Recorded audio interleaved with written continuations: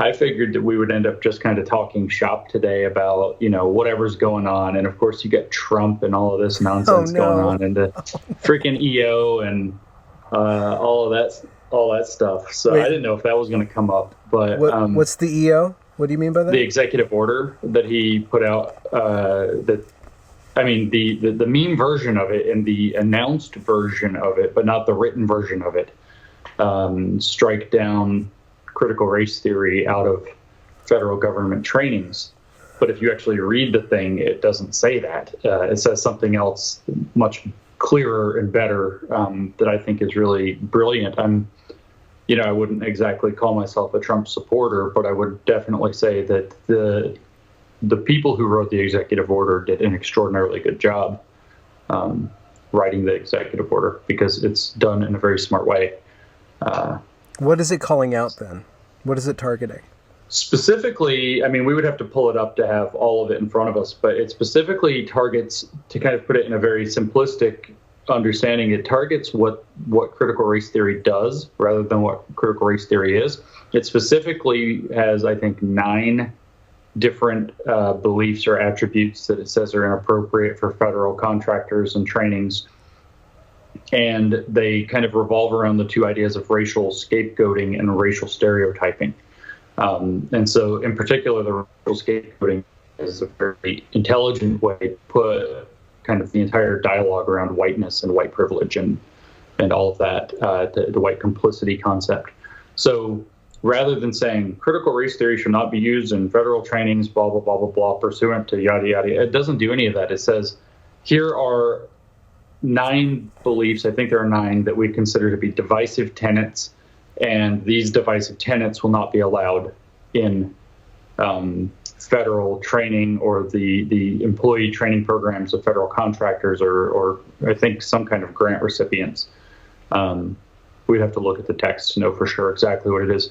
But it goes after things that critical race theory turns out not only to do, but things it does in common with white supremacists.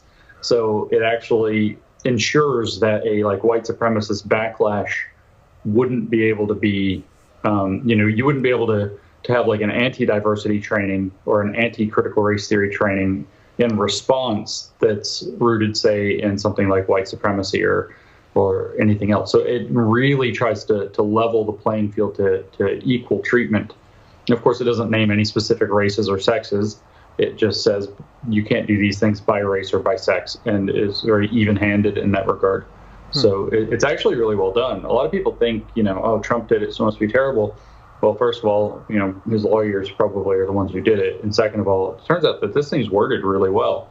It's really an intelligent and fair approach that I think is a model that corporations and organizations and universities should be looking at, rather than, going full bore into, Trump did it, we have to resist it and do the opposite because, as far as I can tell, because Orange Man bad, as the depth of their analysis. There is, of course, the tendency to lie around this. We saw it in the media. I think they even kind of social media focus grouped the whole thing, because now it's Trump banned racial sensitivity training. But when he first announced the EO, it was going to be, I saw about a bajillion things, the BBC, CNN, all these different outlets, NPR, dropping all these different articles, and some of them were racial sensitivity training, some of them said diversity training, some of them said cultural sensitivity training, and none of them, or almost none of them, said critical race theory, which is very specific. Yeah. It's almost like they tested which ones of those things would play the best with the public and be the most defensible. And it seems that, especially with the presidential debate, where Chris Wallace specifically said, racial sensitivity training, and he mentioned critical race theory by name, and then backed up and said, you're banning racial sensitivity training, which it's false. And then it gave Biden the ability to talk about the entire thing in terms of, well, racial insensitivities still exist, as though that's the relevant thing that's going on. So there's some weird reframing happening there around the term racial sensitivity. But I don't know if maybe talking shop is a bit dull. Maybe we could talk about movies or something. I haven't watched any, but Well, okay, this is I published something. You inspired me. You made some flashcards, and I distilled them into my own language. And good. I put away my my wordplay and my ambiguity, and I just came out and I said that cultural sensitivity, critical race theory is not cultural or racial sensitivity training. It's an incredibly divisive ideology that has a component of sin without any forgiveness. That's kind of metaphorical language, and that it doesn't belong in schools or in government. And the response to that, I said a couple of things with a little bit more substance, but the response to that was on Facebook specifically, the people that I know, which is different than Twitter, which is people interacting with that persona that I've built. There was an array of people agreeing, and then the disagreements came in two forms. One person was really angry because he pointed out that there's this huge problem of race, and to ignore it or to put it away it's not acceptable. It's an infection, and we need to root it out. He was very livid about that and very strong in that. And another person responded to him to say, well, if this is a really good problem, then you want really good scholarship. And this critical race theory is not good scholarship.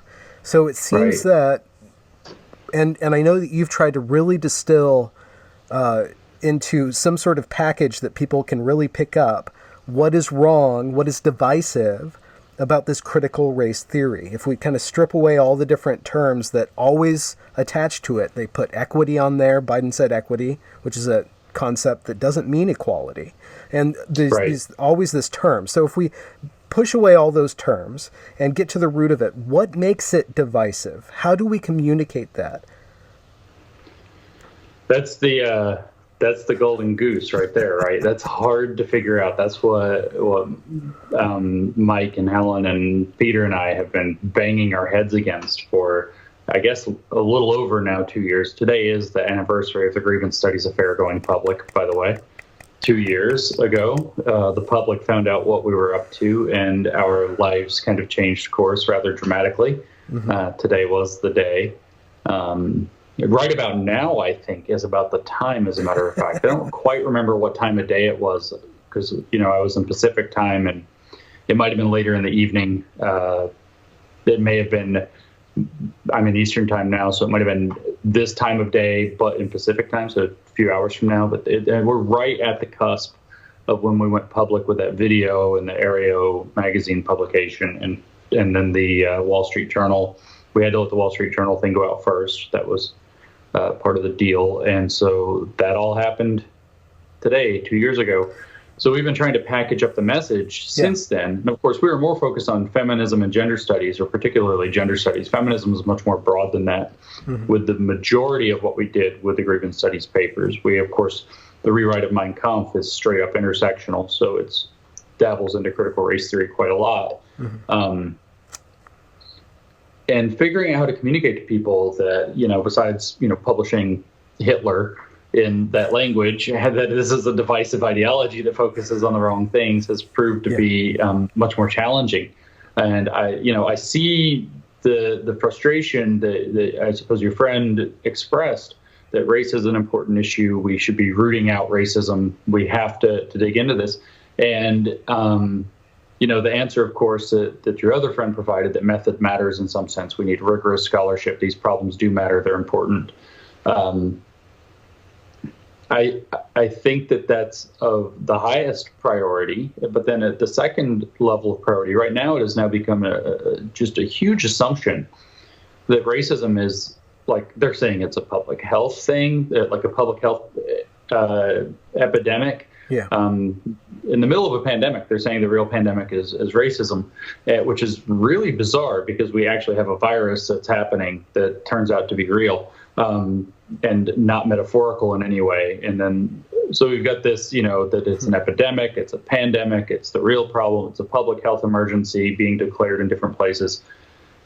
And this idea that you expressed, perhaps directly or perhaps, paraphrasing your friend, that we have to root it out. I question that idea. I don't say that I think maybe we should retain racism, but there's a difference between saying we don't want racism in society and we need to root it out. This active digging in to try to find it everywhere that it can be, and I would actually argue literally made up to be. Like this whole master bedroom example is just kind of perfect with that. There's nothing racist about a master bedroom. It has nothing to do with race or anything to do with anything remotely close to it. And yet that's got to be rooted out of real estate now, because what if somebody thinks it does? So this active drive to root it out of things, with the master bedroom is like, somebody is wrong about this, so we have to change. It's just this, maybe it's time to question the assumption that digging to root something out as vigorously and aggressively as possible isn't the way to go with certain types of problems, societal-wide problems or significant problems that have to do with belief and action and so on. We've seen attempts to root out wrong belief before and to dig it out everywhere it exists, these kind of puritanical things that have happened in the past. Give an example of that. Puritans. Okay, well, literally Puritans. That's pretty far away from us. I think a lot of people don't really recognize the patterns that they're acting out really are not necessarily ancient, but they're working out a very long conversation that belonged in religion. Right. Yeah. So, I mean, a more recent example, it's ugly, of course. This is what you saw. Most people haven't bothered to read, either Mao or the things that were happening around Mao. So this isn't that far removed from us. It just happens to be a different culture. Yeah. But if you go and actually read some of what he was about, not so much during the Great Leap Forward, which was this kind of weird steel-based communist attempt that failed and killed many millions of people by starvation. Mm-hmm. But when he decided to take the next step with the Cultural Revolution, which is more of a parallel to what we're seeing happening now specifically, you can read in tons of the things that were being circulated at the time, that he was putting out at the time, how it was people with hidden rightist, like right-wing intent, and that didn't have the right revolutionary zeal, that had to be rooted out of society. Right-wing belief, right-wing thought. Rightist is usually, like we say, leftist. There's rightist, although we don't often say that phrase. That was something that was definitely had to be just dug up and rooted out of society. And again, it's this very aggressive desire to dig things up. We often could draw the parallel in American history to McCarthyism. Yeah. McCarthy, of course, was trying to dig up hidden communists throughout the federal government and Hollywood and so on. It turns out there were a lot more of them there than McCarthy might have been more right than we think, but still the vigorous campaign to root out and find hidden problems manifests its own kind of problem. Yeah. So this is kind of a way of saying that you can genuinely have a disease and make the cure worse than either the disease or the natural immune response to it that eventually clears it up. So trying to force an issue that's bad, to try to force an issue that's bad out of society can actually trigger not necessarily just a backlash, which is what everybody ends up talking about, but also it can trigger just its own kind of wake of collateral damage. And so if we talk about how do you package up critical race theory in this way, right? How do we show that this is divisive? I mean, and at the same time not go full, we're going to dig this out of society. Right. But maintain our rationality in the process. This is why critical race theory is a bad tool for this, because its first assumption is racism is the ordinary state of affairs of society. And so it already assumes racism's present everywhere. And people say, "Oh, show me one scholar who's not fringe who said that," and it's like, would you like a catalog? It's like all of them say that. That is the fundamental core tenet of critical race theory. It's in Delgado and Stefanchik's book that is titled, what's it called? Critical Race Theory. It's been distilled by Robin DiAngelo in her papers and her speeches. as the question is not did racism take place, but how did racism manifest in that situation, which, as you witnessed with your own eyes, was like the concept that burned Evergreen to the ground, kind of in some sense. I think people don't really understand that is the fundamental axiomatic principle of this whole thing, is that racism is everywhere, and it functions on all level of society, and every interaction is distilled into this power dynamic that is assigned to race. They really don't understand that. And then all these terms come in, sensitivity and all these other things, obfuscate that fact. That's right. That's exactly right. And the way that it's determined whether or not there's racism, there are two measures. So the objective study of critical race theory is systemic racism, specifically, not racism in general, not race, systemic racism. So then you have to ask, what is the definition of systemic racism?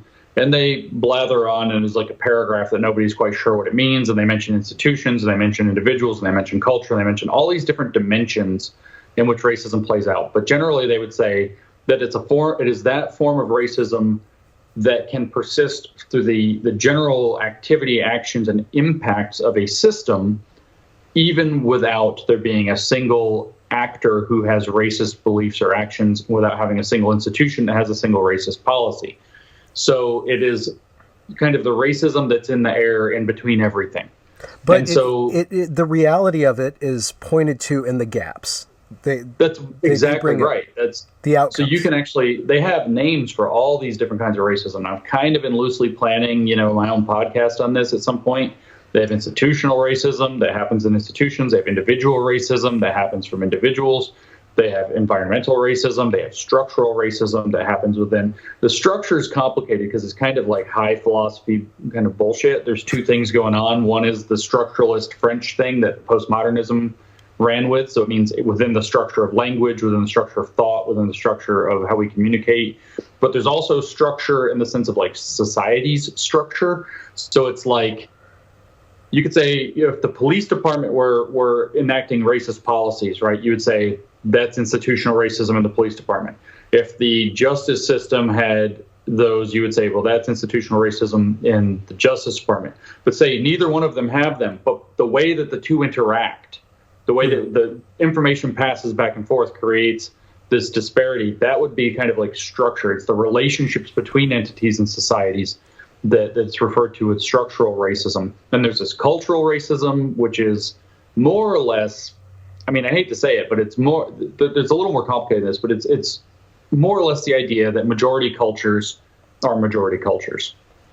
That's what it comes down to. And majority is a negative. Majority is somehow wrong or bad, right?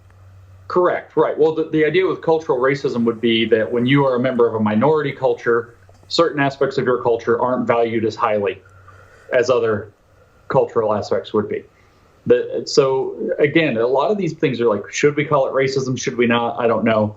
But then you have systemic. And systemic means all of those things plus all the stuff we can't explain, the gaps, everything in between that. And so they do have rubber hitting the road somewhere in here. And the rubber hits the road. They actually, how do they know to speak up and say there's systemic racism? Well, they can do it one of two ways. One is an actual instance of racism occurred, individual or institutional, and they say that could only happen in a system that allows for such a thing to happen, which is scary totalitarian, but they do think this way. So that's like every individual act of racism is a symptom of a broader whole. And the other is there are inequities. Unequal outcomes are happening, and I don't mean all unequal outcomes. I mean particular ones that they happen to care about. For example, Asians, East Asians particularly in the United States, but also South Asians, especially in the UK, and I think in Canada, but I don't know the statistics for sure, but also Jews outperforming whites, Nigerian immigrants outperforming whites. None of this counts. That doesn't count. Those are not inequities. Inequities have to be attached to the systems of power that the theory describes. So systemic racism is occurring if differences in outcome are occurring, or if any acts of individual or institutional racism are occurring. Yeah. And those are the two tests. That's it. And so if that, then systemic racism. So if equity lacks, then systemic racism. If people can possibly be racist, again, this is very totalitarian. If people can possibly act in a racist way, then the system must allow it. So therefore, systemic racism. And critical race theory is the study of this. And you can kind of see just how freaking ham-fisted a way to look at an issue or a very complicated set of issues. Like, you do have some real stuff going on with culture. And then there's the question is, like, are certain cultural values better than others? That's a legitimate question. You could take race out of it completely, right? Better insofar as accomplishing, let's say, schoolwork. I sure. I mean, it's always goal-oriented. There's always some goal-oriented when you say better and worse. A lot of people don't understand values at all, and there's always got to be a goal for a value to mean anything. It's better at or worse at achieving some outcome. So, right, if we're talking about certain kinds of societal outcomes, whether it's lowered criminality, whether it's higher levels of GDP, if we want to go in a very neoliberal analysis or capitalist analysis, whatever these outcomes are, whatever it is that the Gini index measures, there's lots of different indices that could be cooked up to look at what's going on in terms of outcomes and trying to do better by those outcomes. And it's a very valid question at that point, is do certain values, and this has nothing necessarily to do with race, right? We could take a bunch of boys to, Boy Scout type thing. We could take a bunch of boys, or it could be kids. It doesn't have to be boys, I guess. I was just thinking of the Robbers Cave experiment where it was all boys, and from the 1950s. Could you expand on that? What's that experiment? Well, we will come back to it, yes. Okay. And we could basically take them and, move some to one location, move the others to some other location, and literally raise them with different values and then see what happens. And it doesn't matter what their racial demographics of those groups or their sex, gender, it doesn't matter what they are. And you could see, like, if you have a value of punctuality, certain things might happen. And if you have a value that says that punctuality is, constraining and it reduces freedom, so you have this kind of like, I don't know, lackadaisical approach to showing up on time, then you can see what happens in certain outcomes. We can measure if we don't do experiments on humans anymore like that, but that did happen in the Robbers Cave experiment in the 1950s. So I always get messed up and think that it's Henri Tajfel, but I don't think it was. I forget who the experimenter was who did the Robbers Cave experiment. People can look it up. It's easy to find. He took two groups of teenage boys, like 12, 13, something like that.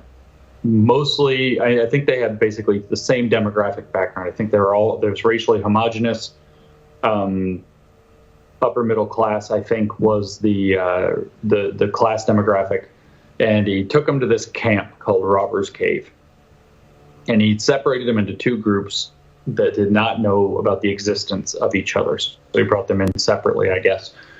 And he called, I think, one of them the Eagles and one of them the Rattlesnakes. And the first week or so they were at Robbers Cave at this kind of campground. They went in the cabins and the whole thing. They went through these various like group bonding exercises, like draw pictures of, make T-shirts for, or flags for your rattlesnake or your eagle or whatever. And then he started selectively exposing the groups to one another, but in kind of nasty, underhanded ways. And so and again, this is just like a week. And so he starts like the common picnic area. Well, he's got it all rigged up to where they, eat at different times so they don't know about each other. Well, then he kind of just introduces this idea. Hey, by the way, there's another group here at Robbers Cave, and they're also here. So then he takes them to the lunch place, and it's like trashed. And he's like, well, the other group trashed it, right? And then he trashes it again and brings the other group trashed it. And starts kind of like selectively doing this and then kind of letting them see each other off in the distance or whatever. And it's kind of this organized thing. And it turns out these kids went like full freaking Lord of the Flies, and they had to end it and like send them home because they're like basically ready to kill each other. It was all out war between these two groups of boys. And the only reason that they had any idea of group identity, it wasn't values, but group identity was that you're the Eagles and you're the Rattlesnakes or something like that. And then you're now in like you have this nice place, you've had your group identity built up, and then there's this rival group that's screwing things up, and you don't get to have lunch today because they ate all the lunch. It got nastier as it went on. Yeah. And it's the experiment upon which, and this is where Henri Tajfel's name comes up. Social identity theory was more or less devised, saying that human beings form groups, that they imbue social identity into, and that the social identity groups exhibit, as it's kind of developed, what you might call parochial altruism, or what they call parochial altruism. So the group that you identify with, you're willing to forgive bad behavior rather generously. Yeah. And meanwhile, a disdain or distrust or even hostility toward the other group or groups starts to rise up. Yeah. And so I've actually been trying to tweet for a few months, and people are like, shut up, nerd. And I'm like, the variable of the decade is social identity. We are really dumping a lot of relevance into social identity categories, whether those are political identity categories like Republican or Democrat, or like conservative or progressive or liberal or libertarian, or whether those are now, and this is why I worry about these identity theories, identity groups. And those are scary because you can't change that. You could change yourself from a Democrat to a Republican with either, any number of different things could lead to such a change. You're not changing who you were born as. You're not changing your accidents of birth. And so when you start imbuing social identity into identity categories like this, you start running into some big problems. So maybe now we're going to hit upon something that's worth talking about. Helen and I are writing a thing right now that we've actually been struggling with. It's since Cynical Theories. A thing you say. So is it going to be a pop-up book this time? I hope so. Boom. Penis. Yeah, exactly. That's the first image she came to. Okay. Well, it is because of what I've been doing the last 2 hours. Okay. So, let's just leave that hanging there. Well, sorry. It's hanging now. 2 hours. Earlier. But no, we actually are writing an essay right now that's getting to be quite long that directly challenges the core idea of critical race theory, and in particular the title of a famous book in this line of thought. Our essay is going to be titled "How to Be Not Racist," because it says you can't be not racist. Yeah, you can't be not here's racist. Here's an instruction manual for how to be not racist. Okay. And so, in that sense, how to be not racist, hopefully speaks into that void. How do we look at these issues without making the errors of actual racism or making the errors of other actual racism called critical race theory? And it starts off by doing something that I think some people will find aggravating and controversial. And in agreement, again, with the critical race theory types, I think we should change the definition of racism like Merriam-Webster did, but not the way that Merriam-Webster did. We should not use that stupid definition of systemic power, blah, blah, blah. But I think that actually my now several years deep dive study into critical race theory has helped me understand racism in a different way. And I think that we can actually extract the definition that they, if they were consistent and even-handed, would have arrived at, and that it is a genuine improvement on kind of a naive definition of racism. And so we offer the definition of racism that racism is putting social significance into racial categories for the purposes of prejudice or discrimination. So the second that you say white people are, or black people are, or Hispanic people are, or Latinos are, Latinx are, with the purpose of engaging in prejudice or discrimination against that racial group, then you've already engaged in racism. And is racism wrong then? Does that racism need to be rooted out? We think that racism needs to be encouraged to be minimized and marginalized from society. Rooted out is, again, I come back, I question that assumption. That is a dangerous thing to do. But if you read the point of the essay is how to be not racist. If you want to be not racist, you have to stop doing it. Yeah. But in certain respects, there are different cultures, and they're all kind of funny. right? Germans are funny. They are. Japanese people are funny. Chinese people are funny. Like, They're there's all these hilarious. different people in groups, and some of them kind of have racial similarities that you look at them from another group and there's something weird about them or other about them, and noticing that difference does lead to a form of I don't know if it's necessarily a bad prejudice, but you're like, well, this group doesn't drive that well, or that group, you can make fun of things. So if I think that we can over-determine or put too much value on that, noticing that difference, and that noticing that difference is not going to go away without some very serious problems cognitively of ignoring all these things, and then ignoring the outcomes. So how do you separate benevolent discrimination from malevolent discrimination? Well, I think that the words benevolent and malevolent pretty well do it. But the question is, of course, issues of superiority and inferiority. And we actually do mention that technically in the actual definition we give, which wasn't in front of me, so I didn't mention it. Racial superiority and inferiority is really the crux of what's going on. So race X, Y, or Z is this way, and that makes them better or worse. That's kind of what racism is about. Whereas race X, Y, or Z is like this, and that's different and kind of humorous, or different and kind of endearing, or different and just kind of different. And in fact, we do make the argument around that exact issue, though, of not confusing the race and ethnicity, right? In the sense of cultural ethnicity. Everybody knows that it doesn't matter what skin color, it doesn't matter what your genes are. If we have, say, in the United States, somebody who was adopted at a very young age as a baby from China, for example, that grows up, this person is going to be culturally American, and the fact that they're Asian doesn't change that fact. And if you were to take the reverse and you were to raise somebody culturally in China, or literally, as you've heard occasionally, you hear these stories of like raised by wolves, they have, completely different.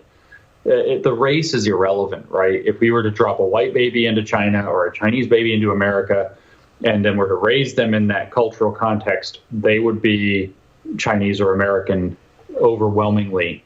And if they were unaware of the existence of that other culture, there would never be any contradiction upon which a dialectic could take place. And they would just be. So this means that race is somehow separate from ethnicity in a fundamental way.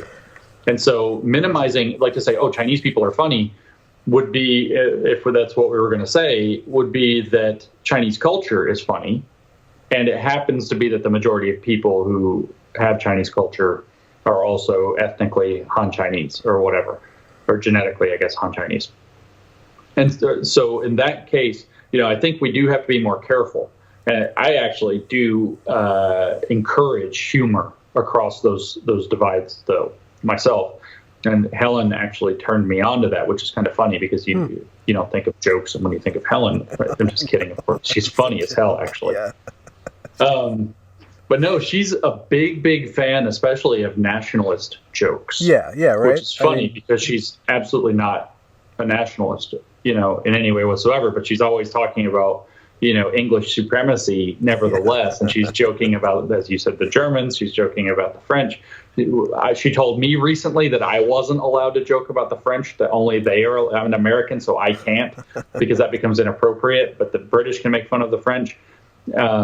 And I was like, wow, there are all kinds of complicated rules. And, they can tease the Irish, and they can tease the person like 4 streets away that has a different accent in England, because that's a different racial group or something.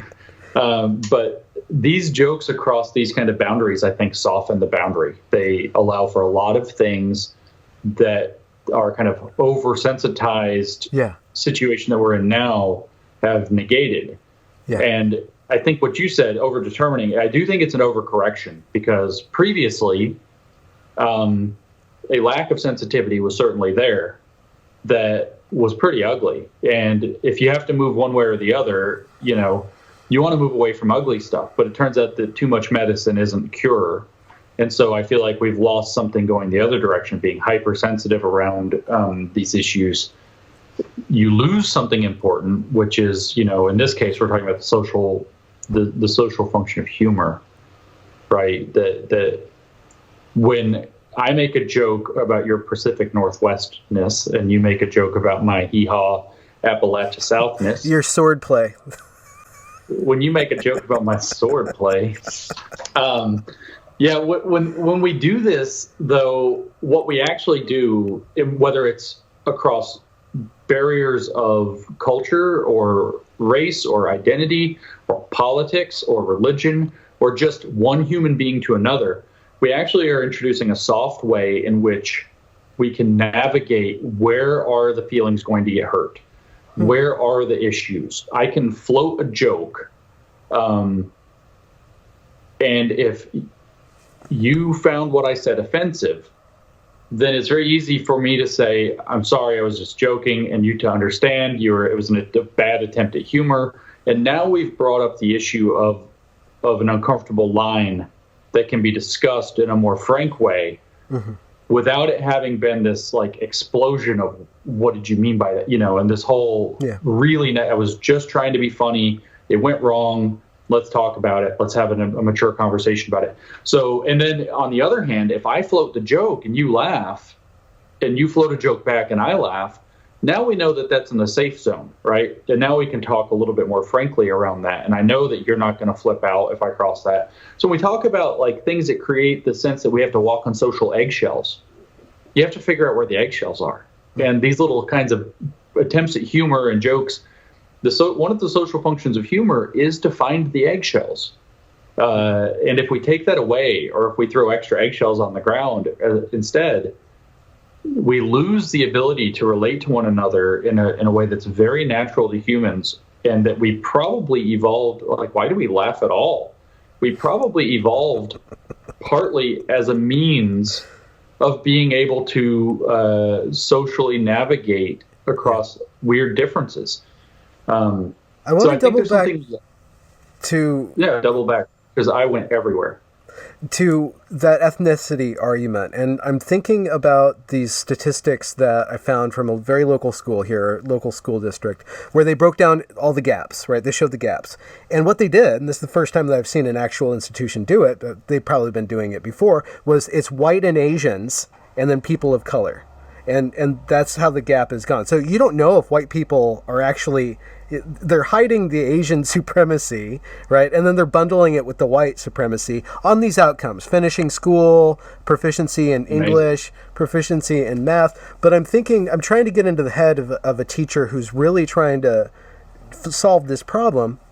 And that ethnicity argument doesn't really work, because if they're all Americans and we're all just in this bland American thing, the outcomes should be equal. But the rate, if you divide these statistics according to race, they're not equal.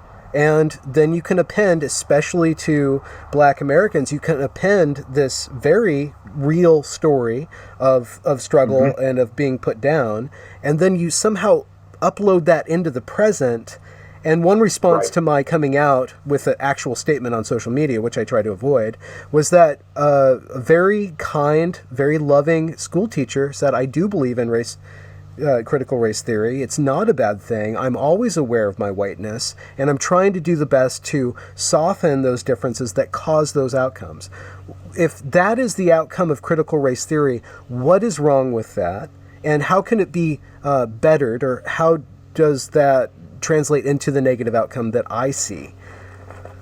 Right. Yeah. If that is the intent of critical race theory, which I would argue that it is not by the definition of critical, as a matter of fact. The thing is that the critical mindset, if it were the beautiful picture on the box that we're just going to try to be more aware of our biases. Yes. There's absolutely nothing wrong with that. In fact, that's a thing that liberal societies, A, have been doing, and B, should continue to do, and I think C, should continue to do better. If I were to take the whole image of the woke moment that's upon us and say, what do we take positively from this? Yes. We put it in cynical theories. We've put it in a number of things. We've spoken about it a number of times. We definitely can listen better than we have. There's been too much arrogance by the people who think that they know everything, and too little willingness to listen to people whose lived experience is not tantamount to data, but whose lived experience is informative of something that should inspire proper, deeper inquiry. If that's what critical race theory were about, or if that could be salvaged from critical race theory, that would be fine. It would be fine and good, as a matter of fact, to dig into this and develop it and redo it. Helen and I have even openly said this. You take several of these theorists, like Jose Medina, for example, is a big name in critical race theory and in epistemology. And his work is frankly brilliant, as long as you fix his basic assumptions. If you were to read... How do you fix those basic assumptions? Take everything he does that he has any belief connects to race and replace race with ideology, like real ideologies. And almost everything he says is extraordinarily insightful. Okay. So it's like the assumptions are wrong. And so with critical race theory, the assumption, of course, is that you have all these kind of variables that you've sort of alluded to just now, and that those are the relevant variables. But my claim would be that there are other variables. And this isn't even necessarily getting into the critical thing that I started to do, which is Marxist conflict theory, period. That's a problem on its own. Yeah. But there are other variables in play. There are relevant socioeconomic and cultural factors that are genuine variables that correlate strongly with race, sometimes for reasons that are genuine legacies of racism and sometimes for reasons that are not, that are the actual variables in play. And so I would argue that what we need to be doing is trying to identify the right variables and to understand those variables as well as possible, and let that inform, say, if it's teachers or pedagogy, or if it's even training, that's coming into a workplace or a government agency. Those trainers are using a pedagogy, so it should inform their pedagogy as well. In other words, we should be trying to understand the correct variables. And a more specific way of putting that would be, there are lots of economic issues that statistically, and I know that this isn't the whole story, and I'm not trying to say it's the whole story, but there are a lot of economic issues in particular that are particularly strongly correlated with being black in America. The racial wealth gap, for example, is tremendous. It's staggering. And when you have a gigantic wealth gap, you definitely do have the argument that not everybody starts in the same place holds a lot more water, right? And so what do you do with that? Well, if the variable, and again, it's more complicated than this, so I'm not trying to be reductionist, but if the variable that is causal is economic, you treat it as an economic problem. So in other words, you wouldn't give to race any more than race deserves. You would leave as much of it in economics as possible, and then what's left over, you say, okay, let's go back to the issue of racial correlates and see what else is there. And then maybe it's cultural values. Maybe it's the fact that black families got torn apart, just absolutely torn apart. This has led to a black culture, in particular black youth culture, in kind of a persistent way. And there's a question of how that happened. I think, if you ask most people who have even been slightly conservative, I was speaking with a former outright critical theorist and Marxist yesterday, who now is a deep critic of woke culture. He was a professor at NYU, Michael Rechtenwald. And he says that Lyndon Johnson's Great Society program did more to rip apart black families and to change the structure of black cultural identity than maybe anything in American history post-slavery. Those different variables need to be looked at, I think, as honestly as possible. And my belief is that, like you said, if critical race theory did that very kind of polished picture version of what it's claiming, being more aware of our biases, being more aware that we do tend to have cultural identities that correlate strongly with race for certain reasons, and that those may or may not have impacts, and they may, in particular, biases or cross-cultural challenges when we try to talk with one another that may or may not apply. I think that would be at least relatively insightful, if not the perfect way to approach the issue, but at least valuable. But instead, you have this rooted in conflict theory, that we're the two groups, one's oppressor and one is oppressed, and they're in conflict for social resources with one another. One is therefore victimizing the other. Each has its own form of false consciousness that this is the right state of affairs of society, so their dominance and oppression are are internalized, as they say. Like, this is just a freaking poisonous way to look at it. But also the overdetermination of race as a causal variable, I think, is another dangerous thing there. It's one thing to say, well, I'm more aware of my own racial identity, which is a very friendly way of looking at something that comes often out of critical race theory. It's another thing entirely to say that race is socially determinate and that we've all been socialized by the machinations of society to believe that first of all, that there is a racial hierarchy, and to believe that racial hierarchy should be maintained or fought in a very kind of Manichaean struggle of liberationism, as it's called.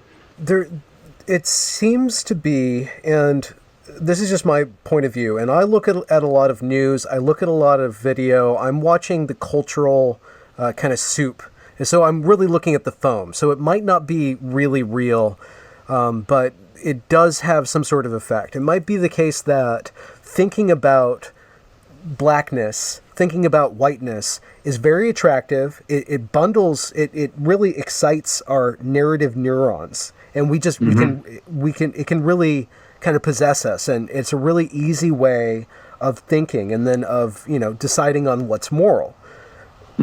How would we replace that overdetermination of race, extract that from critical race theory, and plug something in that's less divisive? I mean, where I was mentioning before that if we kind of reimagine Medina in terms of ideologies rather than in terms of race, and without seeing things like whiteness and blackness sort of as ideologies. So define an ideology. That's a really porous term. Yeah, it is. So in this case, ideology would be, something approaching a way of viewing the world in one's place within it, kind of an overarching explanation for who we are, or especially as a political group, or as a group that interacts with the world and society within the world. So you could see things like religions as possessing ideologies, for example, about their relationship to essentially everything, the knowledge, each other, society, how society should be structured. But I think that's kind of the key component there when we're talking about ideologies, is that they are sort of not necessarily fully totalizing, but really grand, sweeping explanations for how society should be organized and what people's relationship to society and other members of society happens to be. And so if we were to, so for example, in critical race theory, they posit that whiteness is an ideology, or that white supremacy is the ideology that the various features that we associate with white culture, aka whiteness, should be maintained and should have primacy. So that's where you see that horrific graphic that the National African American Museum from the Smithsonian that they put out about the features of white culture and hard work, sense of individualism, science. It's really a fun and interesting thing to drop that thing in front of some black people and just let them go, because they're like, "What is this?" Oh my gosh, I had a wonderful conversation about that the other night with Heterodox Academy, and it was just like, this guy's eyes just kept getting bigger and bigger when he was talking about it. It's just like, holy crap, yeah. And of course, you kind of, up there in Washington, you're going to run into that attitude a lot. So they see this as actually like, so when I say ideology, you kind of think of it as like a set of cultural values, and then B, a belief that society should be ordered around those and how to achieve that. Yeah. And so if we were to, we take a step back and we were to say, okay, so maybe conservatism, it's not, I mean, this is low resolution to say conservatism. Maybe that's an ideology, right? So if we organize around conservatism and progressivism and libertarianism, and you could think of the different political ideologies for structuring society, if we were to organize around those instead, we would have, in a sense, different values. So what I'm trying to get to is, what could we unplug and then plug back in is sort of superordinate identities. So it's, rather than you're in the rattlesnakes and I'm in the eagles, we're now going to say, wait, we're all kids at Robber's Cave, right? And so you want to try to find that superordinate identity. And there are ways that are known that are effective to do this.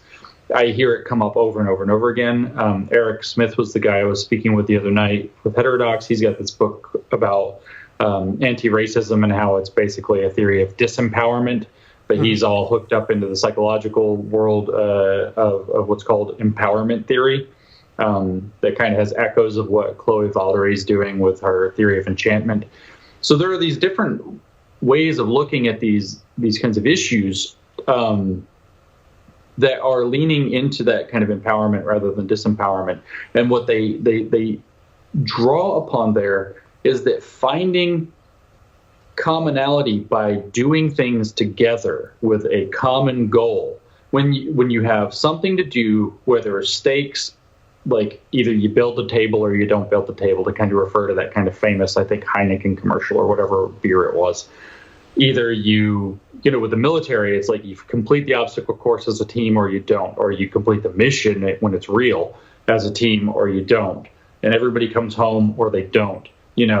When you have something that's bigger than the individual identities of any of the people, a common goal, turns out these smaller identity factors fall away. And it's really interesting because there are a lot of things that we know about social identity. There are a lot of things we know sort of about their kind of evolutionary antecedents. Like, how do humans become groupish? What do we group around?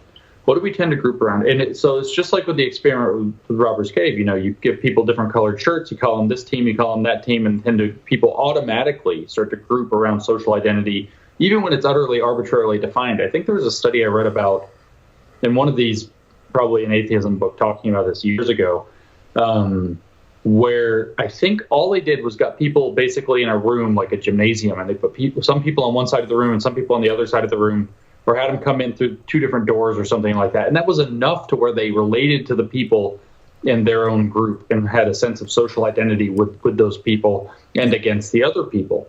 And so there are these really sensitive factors. So the question is, if that's how human beings and brains work, the real question is, how do we nourish beneficial ways of forming social identity rather than divisive and toxic ones? The answer would be lean into that, right? Yeah. I'm working through a book, and I don't know the title or the author, but I'm reading it a lot. And he's talking about rationalism as this imperialism that's swallowing other cultures. And he's writing in 1976, the year I was born, and he's talking about how technology goes in and strips cultures of its individuality, and all of a sudden Chinese people can speak science and English people can speak science, but everybody's losing something to get into this cultural mix that is science, or this rationality that's based on Western values that ignores or destroys other values. So taking that as, and you go to that gymnasium where people are going in through different doors, and that gymnasium, once it seems like there's this line of criticism that says liberalism itself is a form of stripping us of our individuality. And if you take that background of all these different identities able to interact, and you say that the background itself is an identity that needs to be resisted, and it seems like there is a strain in critical thought that's trying to destroy that fabric of liberalism, or it's questioning it and seeing if it's stable enough to allow for the flexibility of individual identities. But what it's being replaced with is even more divisive, pitting everybody against each other because that whiteness or that blandness or that Western liberalism itself is the enemy. Do you see what I'm saying? Because it's tied to capitalism and all these other things. And so I think that this is actually a general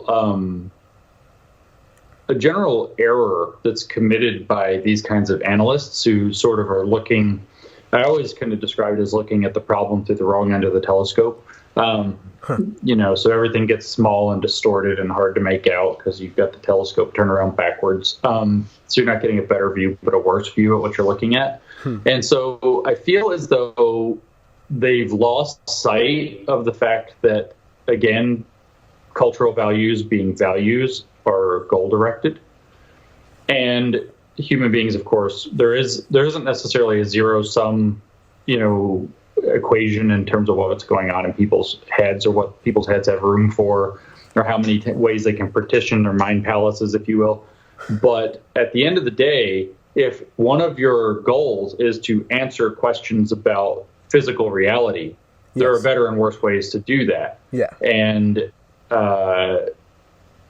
it's easy to call it imperialism and say Western values, to say that science is going off. But it's also easy to recognize that if science had been, and I mean science as kind of, I'm not a Platonist myself, but it kind of its Platonic ideal. You know, we have this deferral to falsification and empiricism. We try to use rationalism and mathematical consistency to formulate our theories. We're going to always defer to the experiment. We're going to use an assumption of universality, that it doesn't matter who performs the experiment, the result is the same if it falls out of reality. You know, the kind of fundamental, it wouldn't matter, again, which culture. Some of the window dressing might be different, but wouldn't really matter which culture devised the thing. It would still be largely the same, because these principles actually are devoted to trying to understand what's going on in a material reality that is separate from ourselves. You could say, oh, well, it's still the European context, but it was very different European contexts in the 17th century and even late 16th century in England and in Germany. And yet you have Newton and Leibniz developing, who have very different life philosophies, very different perspectives, totally different languages, both developing calculus within a very small amount of time of one another. And other than the notation, in other words, the window dressing, the ideas are the same. The ideas are very, very, I mean, almost, they are isomorphic because it's the same ideas. And so you miss something when you say science, or which is a methodology that's meant to achieve a particular goal in the world, is merely a cultural value, and it's displacing other cultural values. You said something that was really interesting that I want to get back to, but it might be the case that science is causing all of our cultures to be more and more materialistic, more and more goal-oriented. You said yourself just a little bit ago that material reality is separate from us, that we're describing something separate from us. That's a direct quote. What do you mean? How are we? So I should actually nuance that. So I appreciate you bringing that up. We are actually, let me just clarify, we are a part of material reality. We are subject to material reality ourselves, so we are not totally separate from. But nobody's personal opinion affects material reality at all, right? So if something happens, if a tree falls in the forest, did it make a sound, you know? If something happens out in reality, somewhere that we are not, and somebody else observes it or whatever, it doesn't matter. Our subjective experience is immaterial to what actually happened. It is something that is actually outside of ourselves.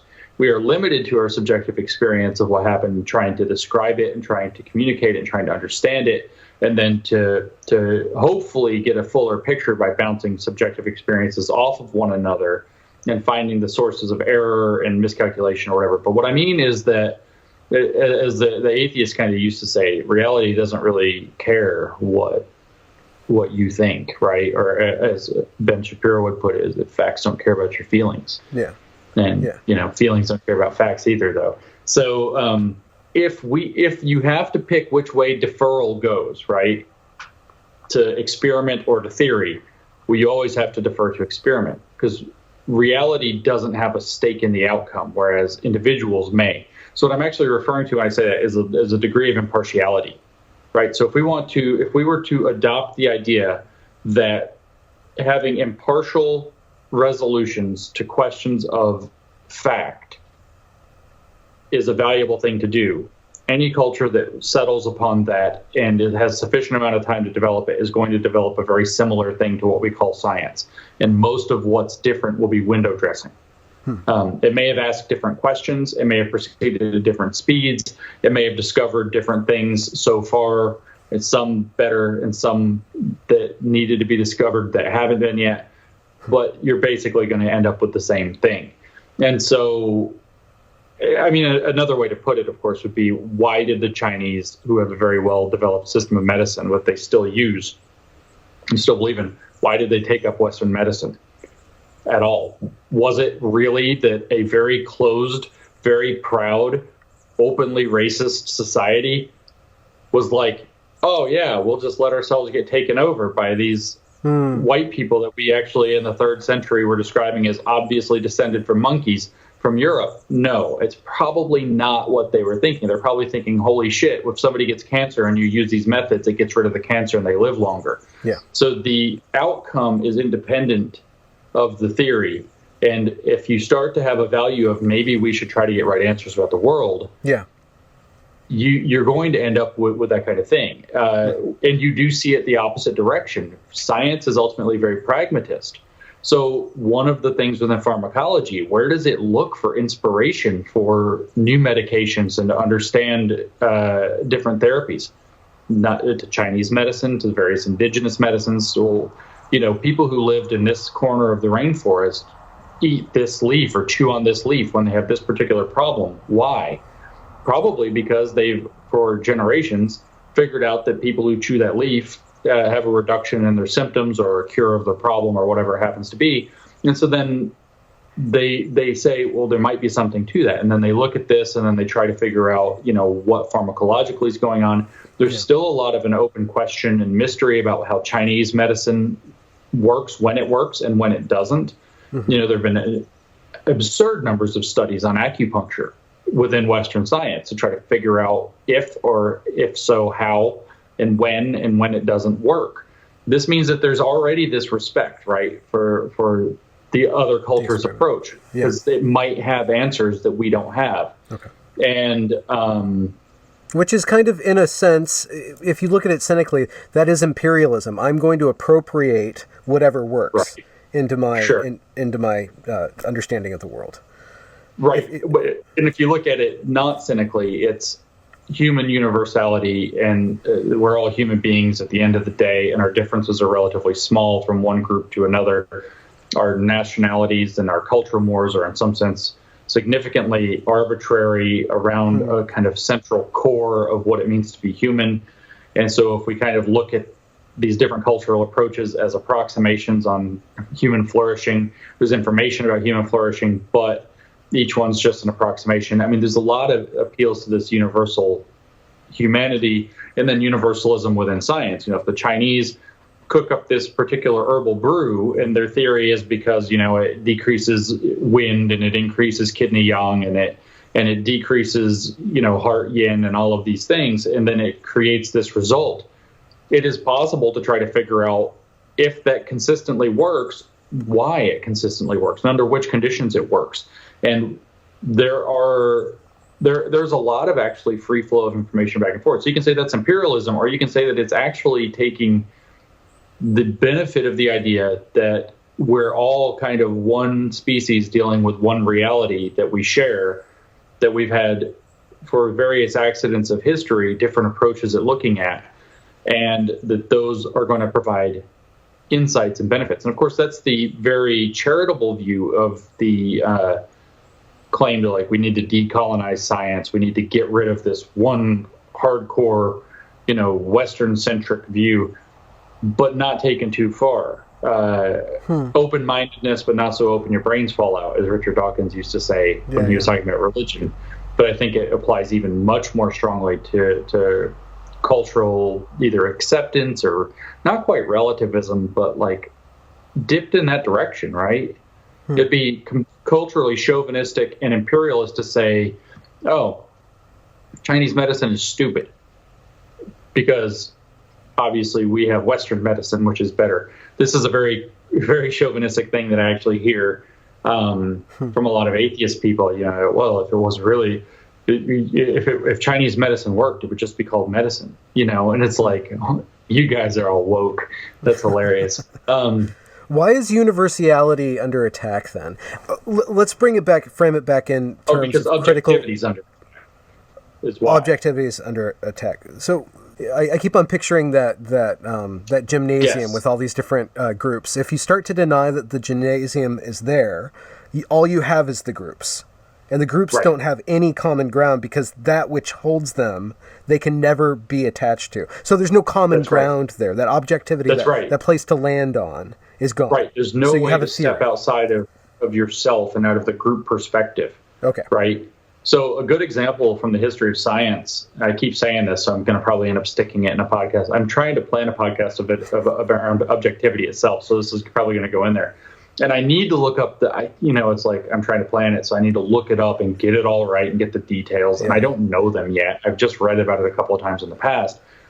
But the origin story of the science of geology is actually very instructive. So you essentially had two different groups of proto-geologists who were not yet geologists because they weren't really doing geology yet, who had very different views about how the world and the rocks in the world came to form. And one particular niche question within that, which is, of course, a big question, is the ocean floor, the rock under the sea floor is called basalt. Okay? And so there was a question, where does basalt come from? And we're talking, beginning of the 19th century, so a couple hundred years ago. And there were two competing schools of thought. One were the Vulcans and one were the Neptunians. And I know it sounds so funny. It's like a Star Trek episode, like steampunk Star Trek or something. It's so hard not to laugh. But the two competing hypotheses were that it has to do with undersea volcanic activity, which turns out to be true, or it is the Neptunians would have believed that it was somehow precipitate that was falling down out of the seawater and forming a sediment on the seafloor, which is actually where some other it's a little more complicated, but that's like where limestone comes from. So limestone is calcium carbonate or bicarbonate, one or the other, I don't know. But that comes from the little tiny seashells, which actually comes out of the seawater that the marine animals make. So it turns out that both of these are processes that actually happen, but the question was on oceanic basalt. What makes that? And they were doing cancel culture, man. I mean, these two groups, they were your rattlesnakes and your the rattlesnakes and your eagles. I almost call them Neptunians again, going at each other. It was to the point where they were like mudslinging. They were publishing like bogus, fake articles, like slandering each other in newspapers. I think one of the facts of the matter was that the spouse of one of the leading scientists on one side or the other, if we'll call it proto-scientists, like it was a playwright or had something to do with productions of plays, and there was some play that was being done in the theater, and it's like the other team showed up and like booed and heckled and like threw tomatoes, like to just ruin their lives. And so you have this guy who's sort of the hero, that he's considered the father of modern geology. And I don't even remember his first name. It's Lyell is his last name, Lyell. And so he decides that apparently that this is just, I don't know, he could be a horrible figure of history. I don't even know. But in this action, he was pretty good. He pulled together a conference where he got them together, or contingents, ambassadors from each side, that we're not going to fight. We're going to have a conference and we're going to figure out how to settle this. And they convened and decided at Lyell's discretion that we're going to hold on, look at the rocks. We're going to go study the actual rocks instead of yelling back and forth with all of our various theories and hypotheses that are not being tested. And geology was born out of this weird insight that maybe we should look at rocks and see what they're made out of, and then compare that with other things, And so within a decade or so, geology was actually off to the races as a legitimate science. And it turns out that the volcano people were right, but they were still wrong because they were talking about it in terms of, the wrong terms. They weren't talking about science in terms of empirical terms. So this is very instructive, right? Because if we go back to our groups in the gymnasium, and you very clearly said, there's the gymnasium, or if we get rid of the gymnasium, there's no point of common reference. So the claim when I said something earlier about us being separate from reality is that's a point where neither political group or social group or identity group or whatever group can say, well, this is mine and only mine, right? And then there's a thing outside of both of them. Like if you happen to be whatever politics and you and I both happen to look at the same tree, we're probably going to come out with, and I know they like to say, well, you might describe the bark and I might describe the leaves. That's bullshit. If we gave a relatively, we picked a feature and we both described it, our descriptions of the feature are probably going to be really similar, though maybe in different window dressing, right? Mm-hmm, mm-hmm. And having that thing outside of the group that's bigger than the group, that they get to then decide, they get to then defer to. With religions, it's always God. That's the thing that's bigger than everything. Yeah. So they, then you get these doctrines. In Islam, there is no race. There's you're a Muslim or you're not. But in Christianity, there's neither Jew nor Greek, slave nor free, blah blah blah blah blah. However, that shows up twice in the Bible. That same concept. And so you're just one in Christ Jesus. So the body of Christ as the church is a thing, and everybody's caught within that. So there's this finding that thing that's bigger than and separate from the individual identities that's so key to breaking down the divisiveness. Yeah. Objective reality is by definition that which is minimally subjective, because we can't get there perfectly. So it's always separate from the individuals to the greatest possible degree. It's always something that's as far outside of your subjective opinion versus my subjective opinion. So this is where, in critical race theory, we see the forwarding of lived experience as authoritative. Yes. That's what I was going to say. That's the trap door where they come in. Because once you start to study Kyle Rittenhouse, you can see him as a white supremacist, or you can actually look at the facts. But once we start to study not just objective reality, but intentional beings in reality, once we start to study what somebody did and why they did that, then where's the objectivity there? How do we establish standards? We develop standards for this. If we start in Western societies, for example, we have the assumption of innocence, or presumption, I should say, of innocence. And then, so we start from there, that we're not going to hold somebody accountable for something that we can't prove. If intention comes into it, it's not like this is, it's not perfect and it gets murky. But it begins, of course, with asking somebody, what were you doing? What were your intentions? Why were you doing it? And then seeing if that lines up with the available evidence. And when it fails to, you have increasing reasons to believe that the person's being dishonest and misrepresenting their intentions. Yeah, but you always begin with charity. You always begin with charity. I think so, because if you don't, then it's so easy to get stuck. It's just so easy to get stuck. The second that I think you must have some malevolent motive underneath. Like sometimes my wife, I called her, I got her, it was not good. We had a big argument about something. I don't remember what, but it's one of these things where it just kind of bubbles up over time. Yeah. And finally, I got her a few months ago, and I was like, I don't know another way to say this. You're doing critical gym studies.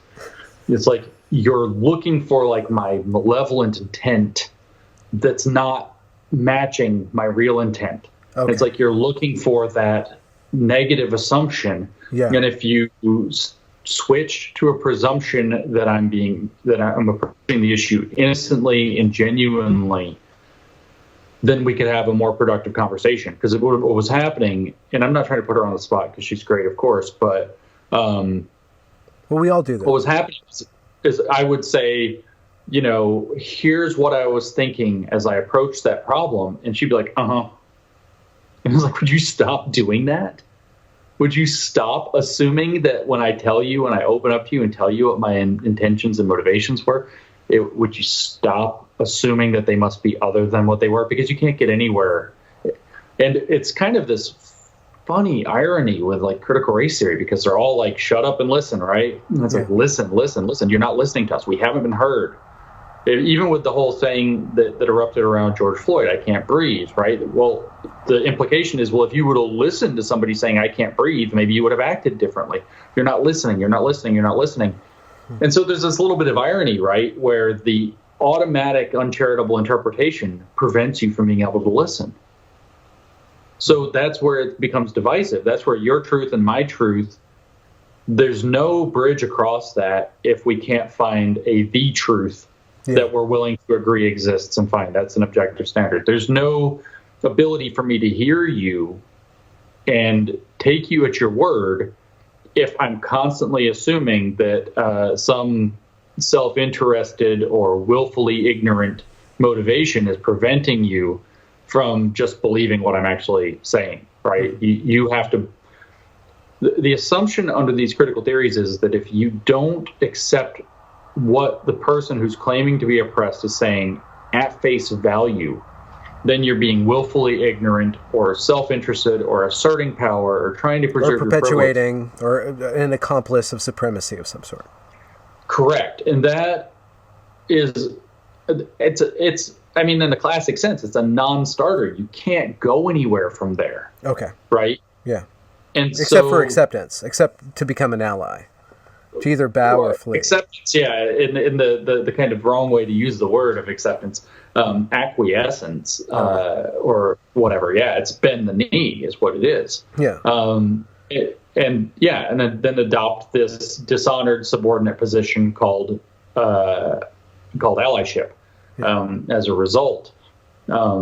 So if which is why when somebody goes into one of these apologies, by the way, these kind of like we just saw from the Ford Foundation guy over tone deaf, they lose all their authority. Nobody trusts them anymore. Because why? Because they've now relegated themselves. Like, we understand intuitively this stuff much more rigorously than we can intellectually. Like, human beings perceive other human beings, and they're like, oh, all your social status gone. Because what he's done by making the apology the way that he did was accepted subordinate status. No, you don't listen to people in subordinate status. That's the end of that. And we perceive that intuitively extremely well. And I think that that's something that people need to understand about cancel culture. The point is to try to get you to accept subordinate status. And then basically be a null factor or something. Yeah, because nobody listens to people in subordinate status. It seems to be to try to get back to that, looking at things as ideologies or to understand the playing field as groups. It seems that from time to time, one group forms a very dogmatic ideology, or an ideology goes dogmatic, by which I mean one ideology claims to want to claim everything else. Or in another way of saying things, Robin DiAngelo, critical race theory, Kendi, they want to be the gem. They want to say this is what they want to redefine the gem in terms that center them, or at least center whatever is underneath them. No, that's right. That's right. White supremacy did this earlier too, right? White supremacy definitely did that. When the critical race theorists do their archaeology of history, and they say the white race, all of the races, the black race, in their modern socially constructed forms, were devised by white people who wanted to justify their atrocities using the very earliest inklings of kind of scientific knowledge about heritability to justify colonialism, to justify slavery. So they imbued these racial categories with social significance that gave the rise. Whiteness was the property of white people that was maintained by white supremacy. So the ideology there was white supremacy, that whiteness deserves to be in that position, and thus white people deserve to be the beneficiaries, and that white people get to determine who these cultural aristocrats are. So if we run into the Irish, they can exclude them at first and treat them as though they're a racial minority, and then later decide, no, you're white enough, and let them in. They're not wrong in the way that they actually analyze that. What they're wrong in is that they don't let go of it. They've reinvigorated it, which is a different thing, right? And so that was something bad that happened at the very front end of the science of heritability, which I wouldn't even call science. Nobody would recognize it as science now. It wouldn't even probably qualify as natural philosophy, but they did at least have the idea of looking at material reality to figure out, every time black people have a baby together, it's black. You know, it doesn't matter if they're in Africa or if they're in Scotland. It's always when two black people have a baby, it comes out black. Maybe it has something to do with the parents and not the environment, because mostly people believe that race had a lot to do with the environment at the time. more than nobody had any idea. I mean, if we go back even further, you have that thing in the Bible where it's like you striped stick and you'll get striped sheep or something like that. It's just completely wrong. How did that white supremacy resolve? What ideas within liberalism, Western? baby. So how did that? All created equal. That's a profound freaking idea. Like, which kind of goes back to Christianity then, or it's a relative of that. You know, a lot of it did. A lot of it did derive from Christian values. A lot of it derived from some of the things that Calvin pointed out specifically. Not that I'm a Calvinist, and not that I really am all that fond of Calvinism. To my Calvinist friends, I'm sorry if that truth is uncomfortable for you, but some of these observations were really, insightful. And then you have these kind of thinkers at the late 18th century, some of them in England, some in Scotland, some of them in Europe, some of them in the Americas, like Jefferson and Madison, who are grappling with these ideas. And that, they have this kind of a background, and then they're thinking some of this isn't right, but some of it is right. And they have this new kind of, if you want to put it in like religious language, let's lay down this new covenant that we're all equal. We start off equal. John Locke had the idea of the blank slate, which turns out to not only have been wrong, but dangerously wrong. But they started from this position. Let's start with this idea of the blank slate, and we're all created equal. We all have also, this is when, the theories of natural rights started to come into the picture. What would be, when was it? It was in France, the Declaration of the Rights of Man or something like that preceded the French Revolution by a number of years. Mm-hmm. So this is kind of the background that's going on in thought at that time. And this new idea of that every person, they phrased it as men, is created, but every person starts off in some state of primordial equality. Mm-hmm. And every person has certain rights that, as they said, were imbued by his creator, such as a right to, these are pretty broad rights, right to life, liberty, pursuit of happiness. If you look at it in most formulations, they also mention property, or to maintain his own property. These kind of core assumptions started to let us really take a chisel to the rock of, say, white supremacy or whatever, and start chipping, in patriarchy, and start chipping these things away, because the contradictions become obvious. When Marx talks about the dialectic of history, he's not just pulling nonsense out of his ass. He didn't just copy Hegel or whatever. There's something there that there's these contradictions that occur. Like, no, if we have this, and you see this reading like Jefferson, for example, about slavery, or Washington talking about slavery, you take this idea that all people are created equal, but then they're faced with the living contradiction of that, and they don't know how to resolve it because of political constraints, which they're going to think are going to be ugly and nasty and human and brutish and still very much constraining. So they end up with this big vision that we're going to start chipping away at this. These values over time, that dialectic of history over time, starts to move, as was phrased, the arc of history started to bend toward justice as a result. And is that not these what principles, CRT is trying to forward? Critical race theory on the surface is it an extension of this process? It's trying to forward that. It thinks it's trying to forward that, right? So it believes, and it has positioned itself in the minds of many as being that. It is actually the opposite. If you want to kind of characterize liberalism in a different way politically, what it turns out to be is a forceful step away from feudalism and mercantilism, these organizing principles that preceded it. It's a step away from, in particular, feudalism. Feudalism is this idea that there are lords and they have control over sets of property, and then people that live in that property have fealty to them, and there's this relationship, and there's this whole organization to society. It's not wrong, and many people are recognizing this now, that the way critical race theory is going creates a new ethnic-based feudalism, because it hollows people out into their identity groups and says, that people's group identity, which would have been fealty to a particular lord or a particular region or a particular city, state, or whatever, their fealty to their identity becomes primary, and everybody becomes an ambassador of their identity group. That's basically the premise of intersectionality, is that your intersected identities form a unique identity. And when they say positionality must be intentionally engaged, they mean you are a critical theory imbued representative or ambassador of your group. Identity group. Yeah. So this is turning things around backwards and going back away from those universal principles, the forwarding of the individual, the individual rights that allowed us to chip away. And I say that in fact, and I failed. It died in editing because my first draft of it sucked. But the chapter 5 I actually have a copy. I keep looking at it. I just hold it up. Here's your book. Yeah, no product placement or anything. Cynical theory. New York Times is ignoring it.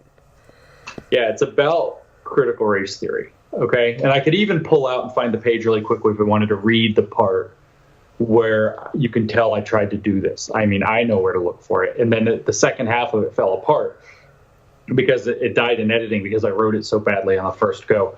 But what happened, and I really wanted to communicate this, I realized it when I was studying the history of racism according to critical race theory, is that you had this group of people that we will refer to as white supremacists because they were, who decided we're going to create these racial categories, we're going to name them after skin colors, we're going to imbue them with social significance that we claim to be rooted in biological features and facts, in particular that black people are suited to work and that they're intellectually inferior, and all of these kind of culturally inferior, that they're brutish, but they're great for field labor. You know, how convenient for a slave trader to believe something like this. And so they put these markers of social significance into the racial categories.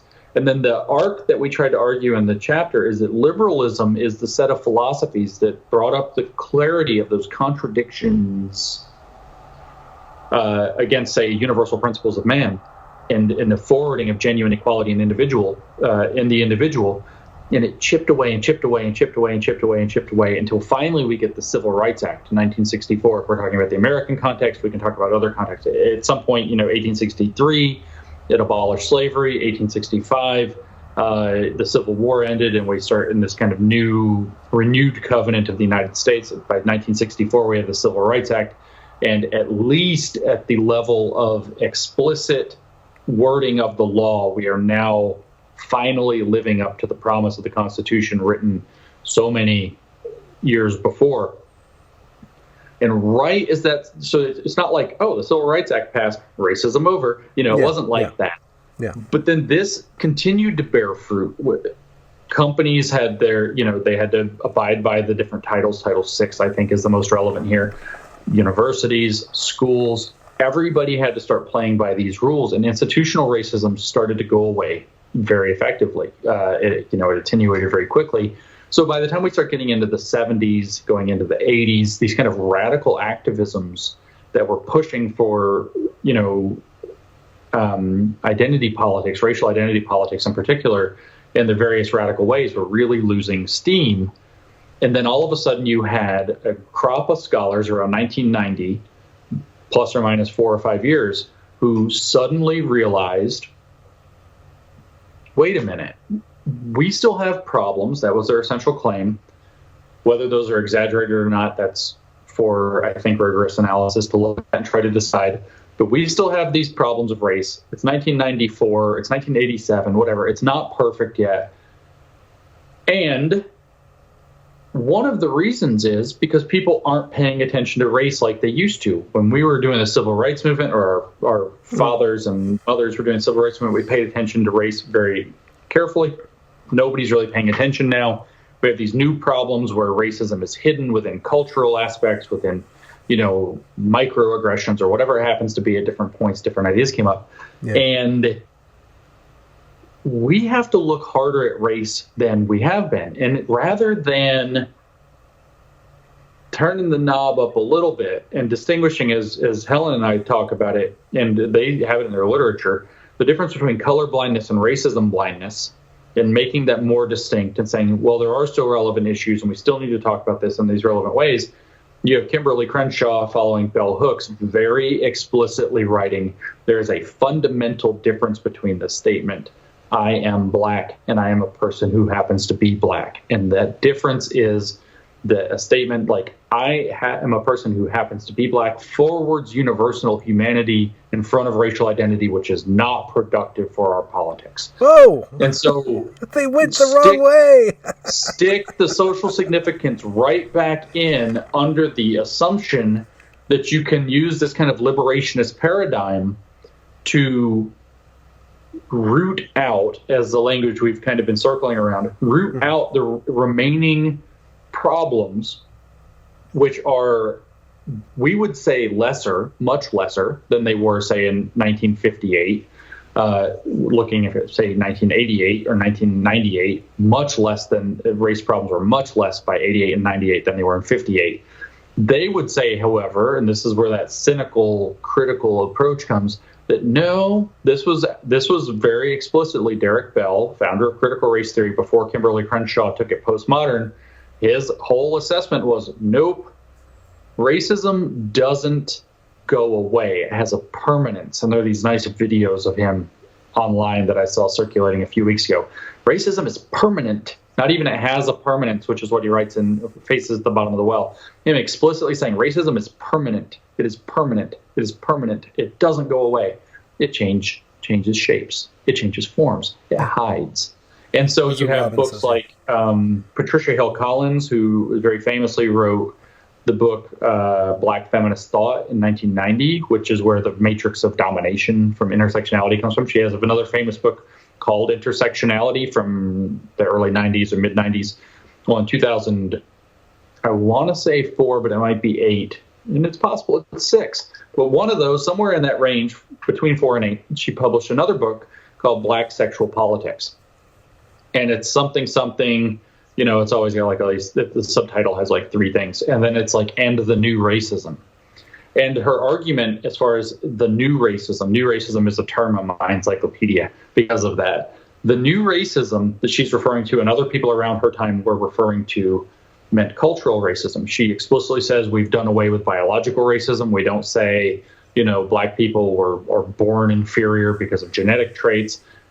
This just doesn't happen anymore. We don't really have institutional racism anymore. There, you know, things don't always work out, but we actually do have the Civil Rights Act and so on.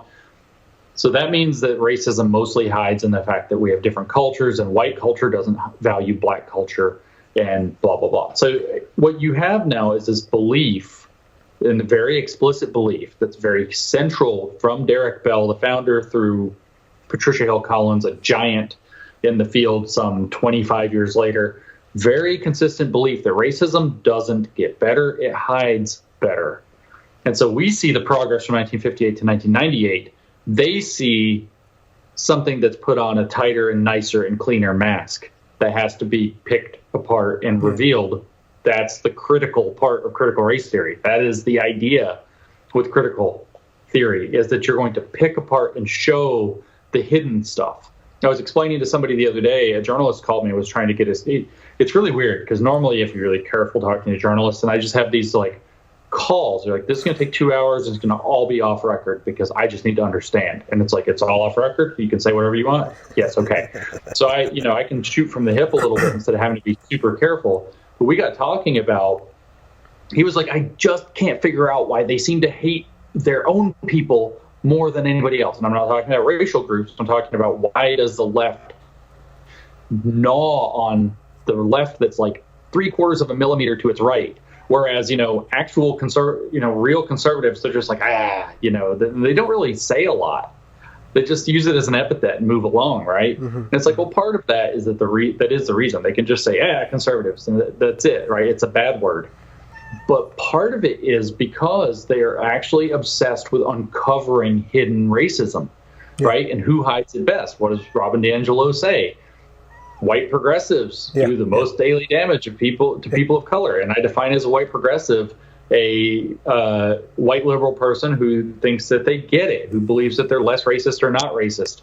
Yeah. And and there were whole books like Good White People is a book by Shannon Sullivan, another not small name. She's not a household like Robin DiAngelo, but she's not a small name in this world. Good White People. And this thing is just a screed against white liberals. Like, they hate them. They hate them with all of the frustration of Martin Luther King in his letter from the Birmingham jail, times like a million, but all of the rage of Malcolm X. But don't they get their big names because white people consume them and love them, like Ta-Nehisi Coates, like the white liberal, the white progressive, the bourgeoisie, the this is my victimhood, this is my cherished victimhood that allows me to escape the comfort of my life for a little bit, kind of thing. Have you ventured into the conservative literature around this? Have you read Shelby Steele's White Guilt? No, I know that she's not liked. Shelby Steele is. Yeah, he's at Stanford. I wasn't sure if he's still alive. I found out he's still alive. He's at Stanford. No, it's one of the more insightful books I've read. Now, Helen read it also, and she agrees. She thinks he goes a bit too far into the kind of personal responsibility narrative that's very popular with conservatives, and she's welcome to that criticism. But it's extraordinarily insightful. Where what you're talking about is, well, don't they like basically depend on, the largesse, who have lots of money and white guilt to and status. Feel like that's what we're seeing. Yeah. All these huge, industry giants, the New York Times, Time, etc. They are expending their status and giving it to the people who are abusing them. And that's why I kind of sarcastically, kind of just, I don't know, even I don't want to say it was malicious, but it was snark.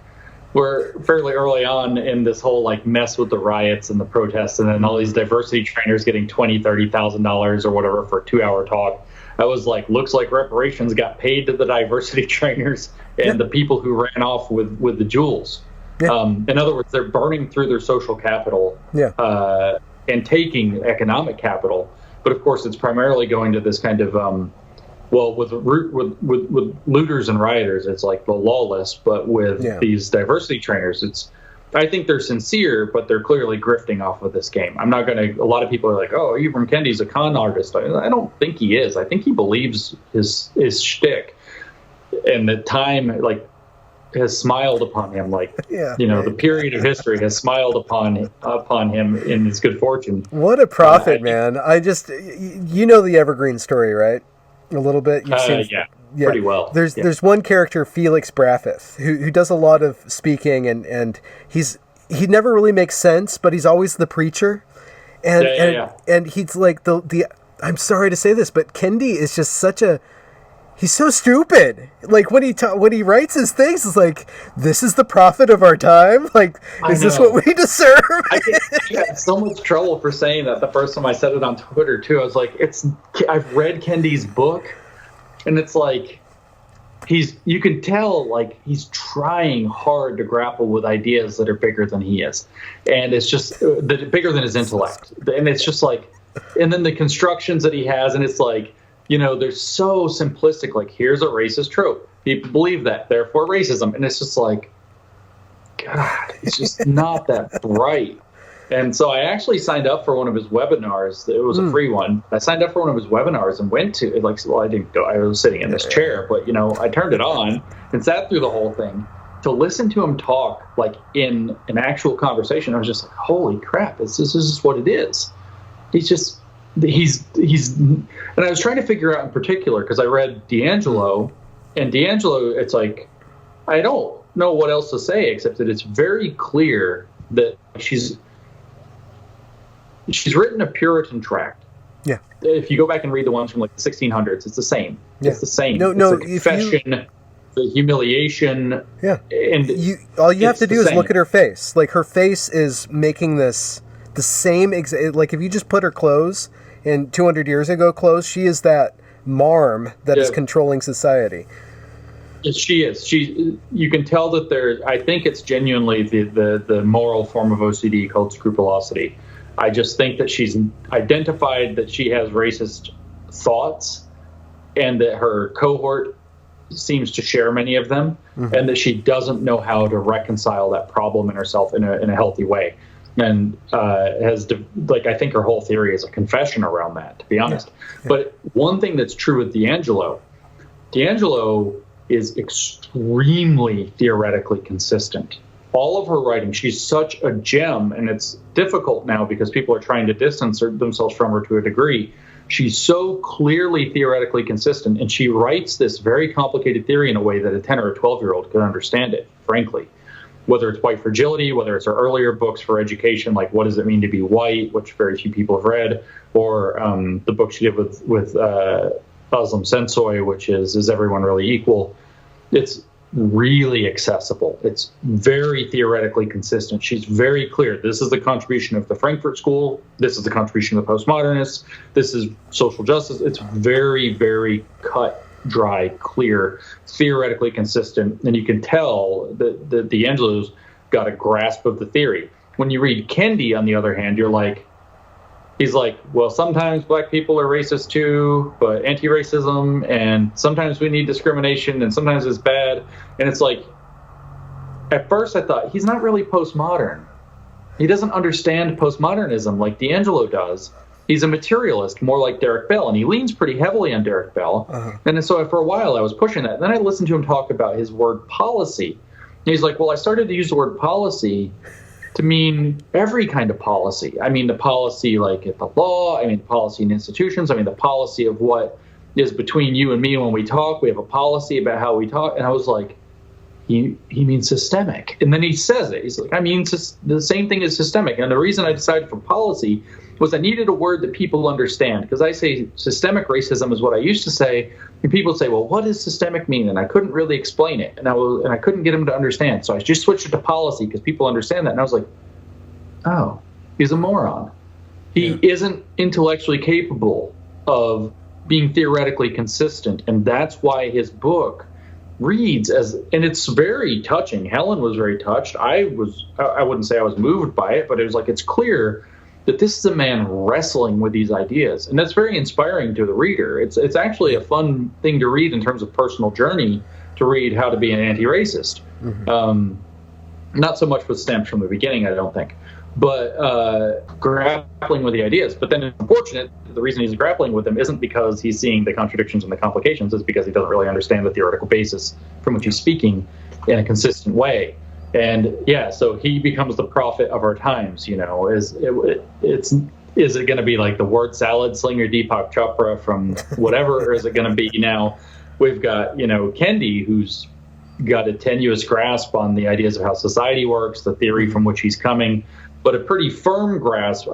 I think he knows what he means and what he's talking about, and he has a very clear understanding that if it's equity, then it's anti-racist, and if it is not equity for specific racial groups but not others, then it's racist. And what is equity in this formulation? Reparation? Or equity means equal outcomes. Yeah, okay. But to be honest with you, of course, the definition of equity in practice includes space for reparations.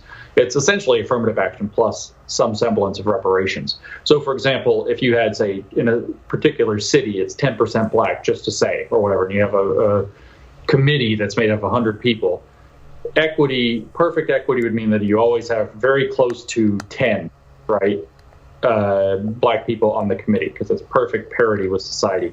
So there's no reason to believe that the demographic is skewed. Well, Kendi, I'm sure, would be completely comfortable with it being 20, but not with it being 9, right? Yeah. So, and they dress up that 20 as a temporary measure.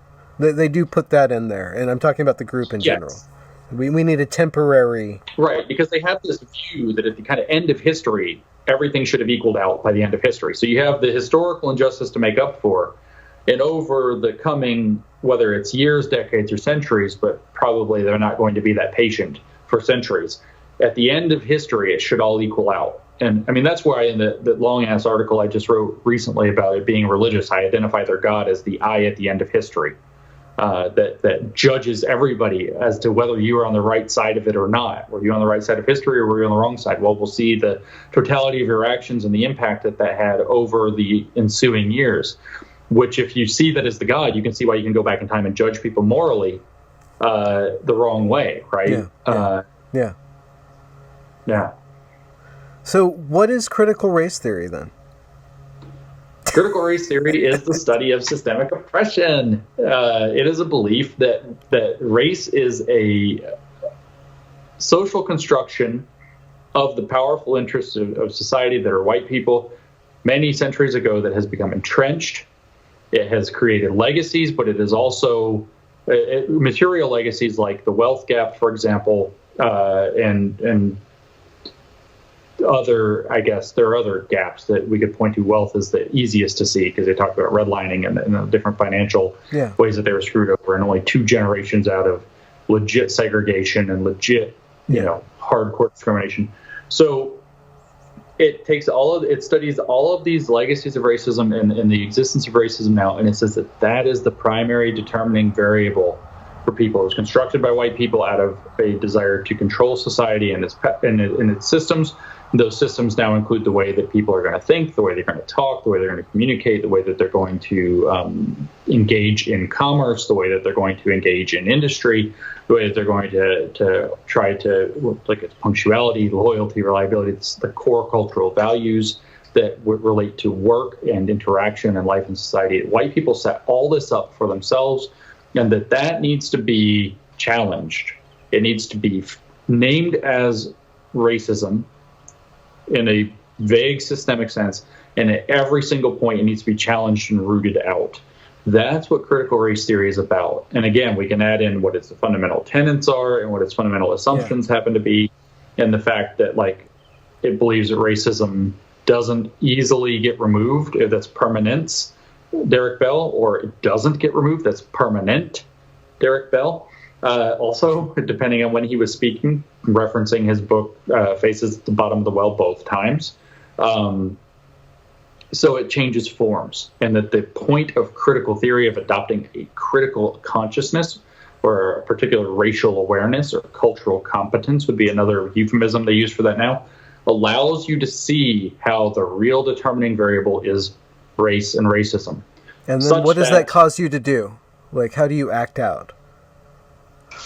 You are, so Robin DiAngelo phrases it that it's a lifelong commitment to an ongoing process of self-reflection, self-critique, and social activism.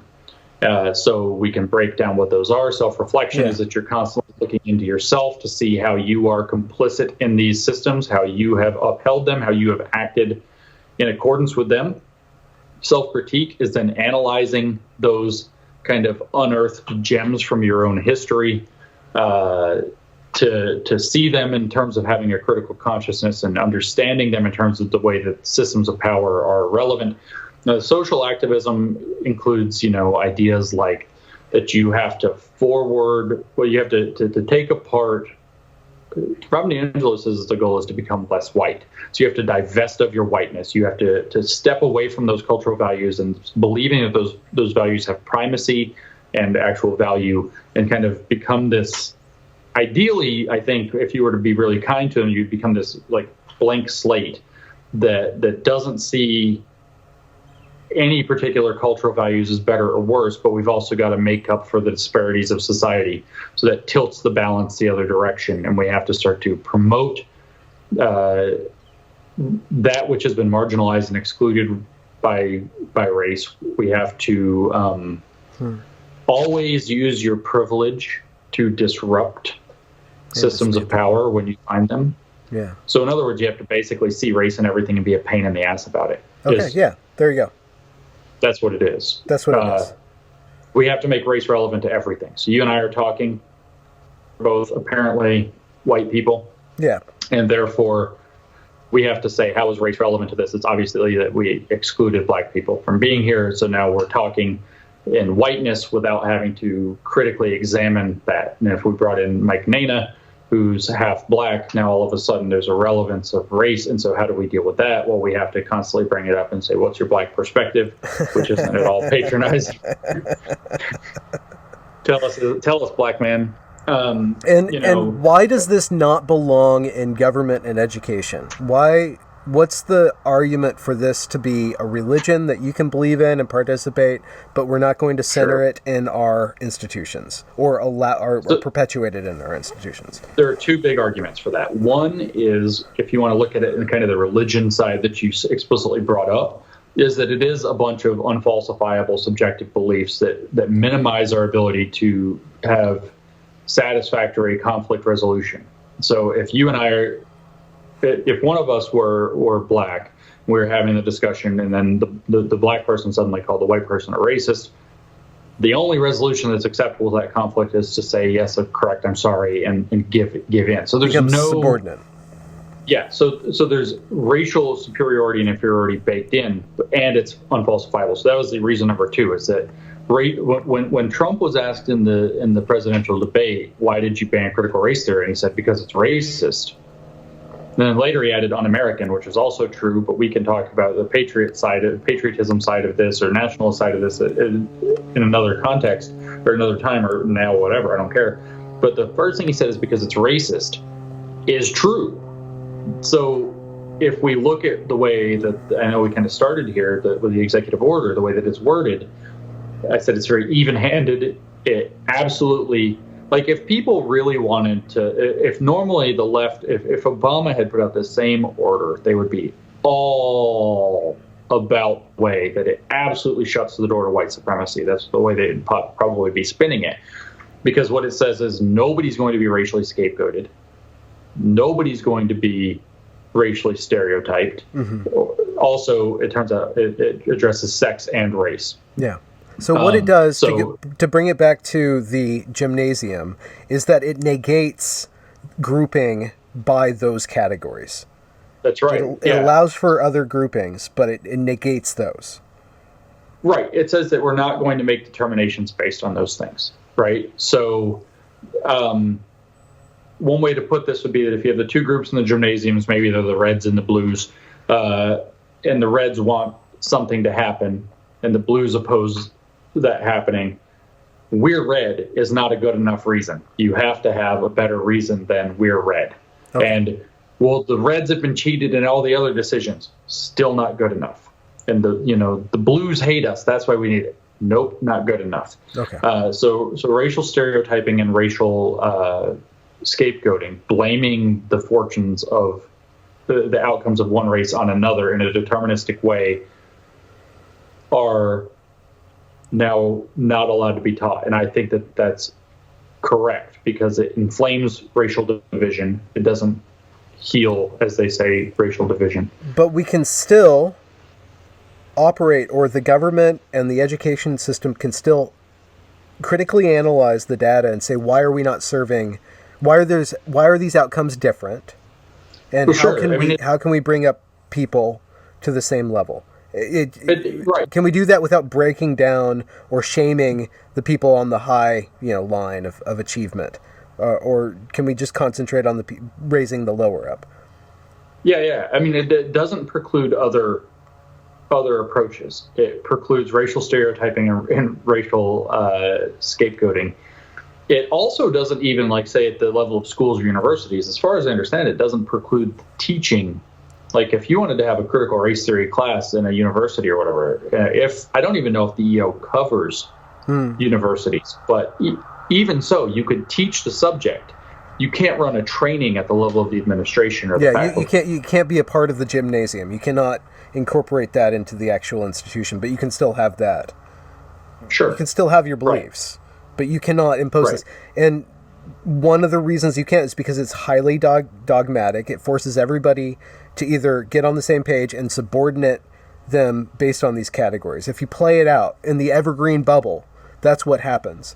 And it's hard to bring people up to speed on that because, one, it's claiming to solve this really big problem, and two, it's appealing to people's goodness. It's saying we are going to actually solve this stuff that has been around for, let's say 400 years or 3,000 years. 400 years is the current time stamp. 400 to 500. I mean, within critical race theory, it's very narrow. It really only looks at the Western context. Yeah. And so it believes that racism was invented by those white people, mostly in England and Scotland, 500 years ago, specifically so they could have slaves and conquer the world outside of Europe and make it their own, brown and black bodies or whatever. And so they think racism and race were invented meaningfully then, and they don't really look much past that. Mm-hmm. So you've been doing this for 2 years. This is the anniversary. Yep. How have things changed? Have you seen results in your work? Okay. There are lots of domains. How have things changed? Where? At the university, like currently right now, our university and our institutions are definitely doubling down, right? But at the same time, the awareness that this problem is real and that it exists, and more importantly, that it's comprehensible, people understand now something of what's going on. So if we think of my job not to have been, Jim changed it, but if my job was, and this is how I view myself, as providing educational, informative resources that help people understand the problem so that they can get their heads around it and then start to take action as they see fit in their own affinities and walks of life, then I think we've had tremendous results. We haven't had the kind of magic wand results that we wish we'd had. In an ideal world where I could wave the wand, academia would have been, oh no, we have egg on our face and we have no pants on. Let's change our ways, which clearly is the opposite of what has happened. Our institutions would have said, what? We've been hiring these fools? We have to get away from that, and that's not what has happened for sure. But in the sense of having started to empower people, I hear literally about this almost every day. Somebody is like, you have given me the tools to have achieved this result in the world, or at least to have understood this. I actually get they're the most touching and uncomfortable correspondences I get. You stopped me from killing myself because I finally understand what's going on. I was losing my mind and I wasn't going to have it anymore. And I was going to kill myself. And I read New Discourses like, yeesh, that's pretty grim right there. Yeah. As far as criticizing woke goes, it's of course depends on how long and how entrenched and how successful it is.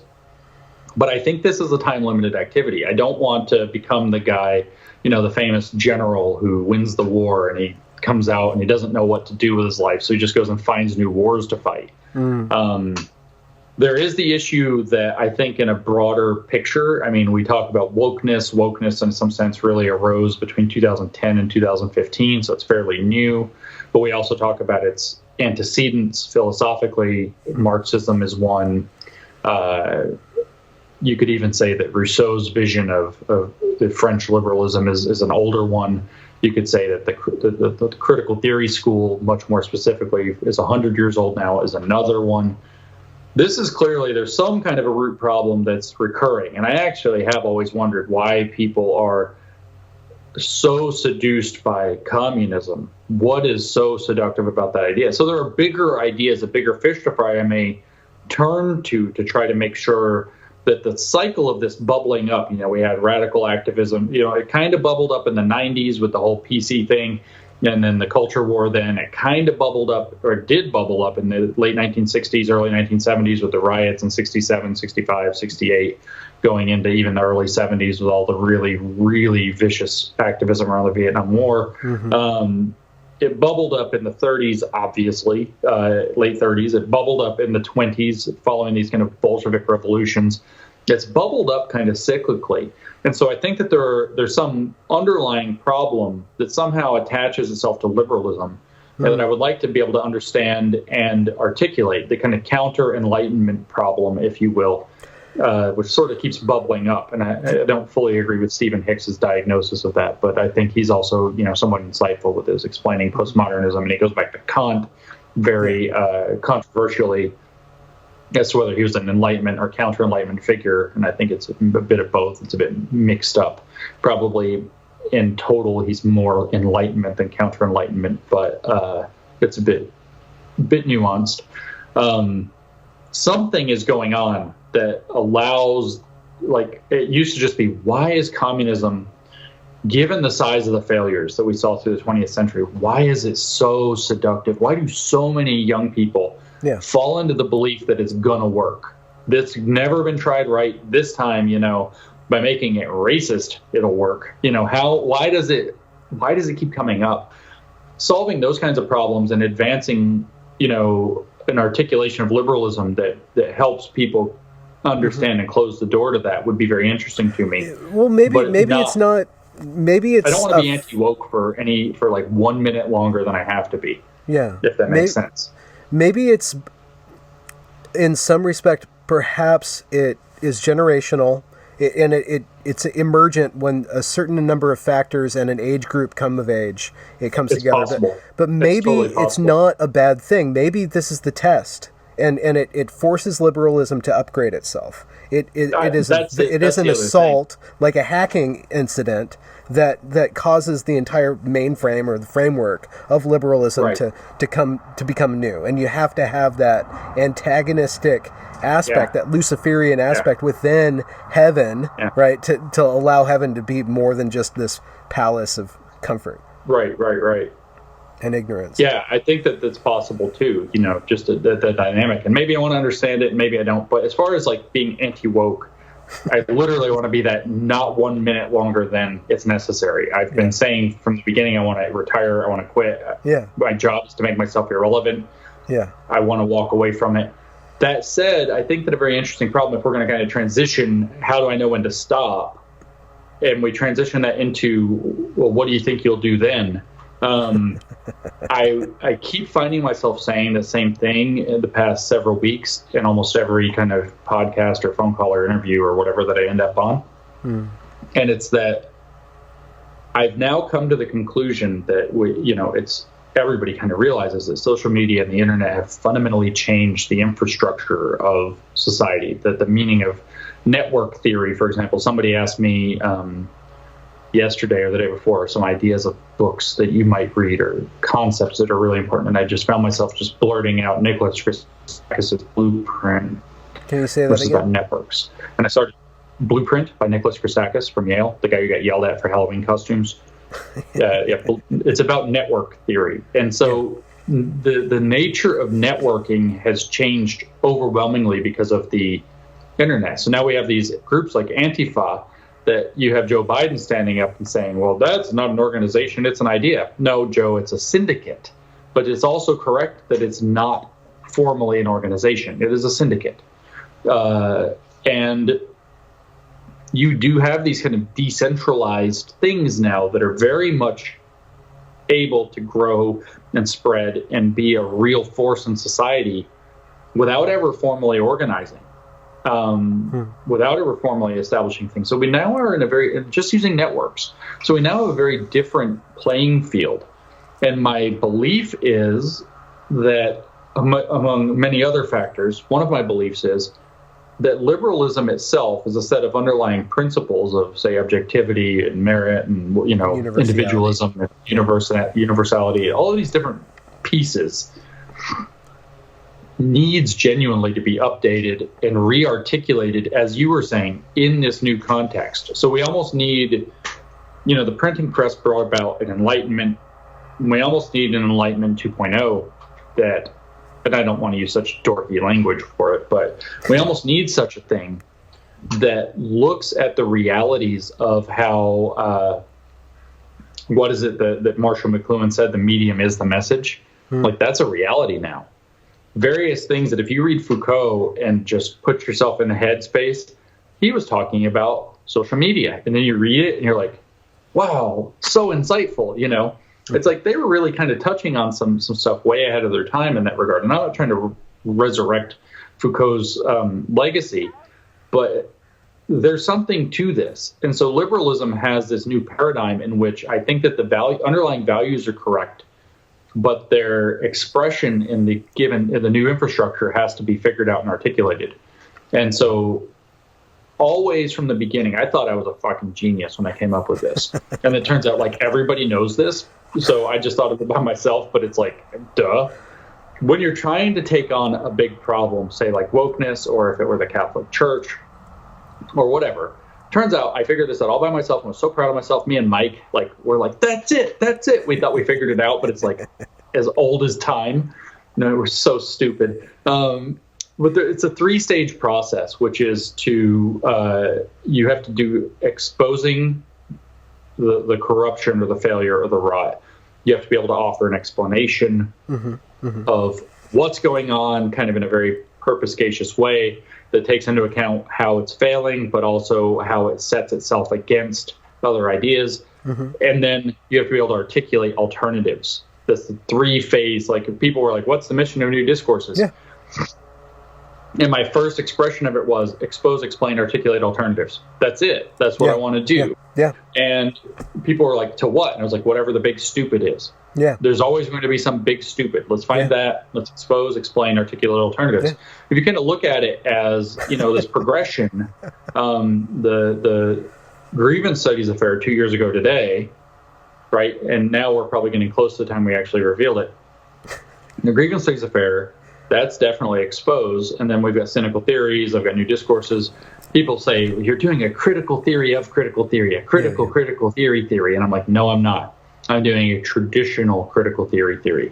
I'm doing a traditional theory of critical theory. I'm trying to explain what critical theory is.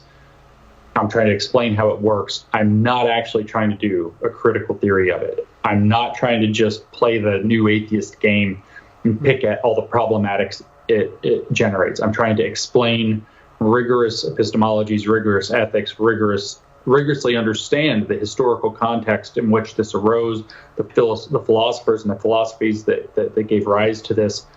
I want to give a traditional theory of critical theory. So that's explain. And then articulate alternatives is, they obviously are doing all of these things sort of at once, but articulate alternatives becomes, you should have this general progression where you're doing more exposing and eventually doing more explaining and eventually you're doing more articulating alternatives.